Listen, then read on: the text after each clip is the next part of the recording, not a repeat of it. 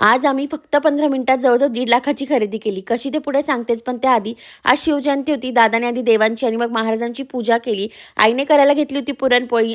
अजिबात माझ्यासाठी नाही. एखाद्या सणासुदीला ती पुरणपोळीचं नैवेद्य करणार नाही, पण जयंतीच्या दिवशी ती नैवेद्य करते म्हणजे करतेच.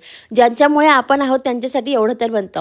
छान पूजा केली, आरती केली आणि मग आम्ही सगळे गेलो होतो. म्हणजे मी, मम्मी आणि मावशी गेलो होतो आईचे कानातले एक्सचेंज करायला. सोन्याचे भाव इतके वरती गेलेत, की नवीन घेणं तर शक्य नाही. जुनेच आम्ही एक्सचेंज केले, बट त्याचाच एवढा भाव निघाला. असो. त्यानंतर ना काही नवीन घ्यायची हालत नव्हती आमची, म्हणून जरा खोटेच दागिने घ्यायला गेलो. तिथे पण मला हा ड्रेस खूप छान दिसत होता. तुम्हाला लिंक हवी असेल तर खाली कमेंट करा. त्यानंतर ना कॉलनीत होती शिवजयंती. हे छोटे शिवाजीराजे इतके गोड दिसत होते. सखी पण तिथल्या तालावर इतकी छान नाचत होती. तिथे ना मस्त घोडासुद्धा आणला होता, ज्याची सखीने खूप मजा घेतली. त्यानंतर आम्ही दिवसभरात काय-काय खरेदी केली, हे सगळं वहिनीला दाखवत होतो. ती त्याच्यावर टिप्पणी देत होती, जे टिपिकल प्रत्येक घरात होतं. असा गोड संपला आमचा आजचा दिवस. चला, उद्या भेटूया. बाय.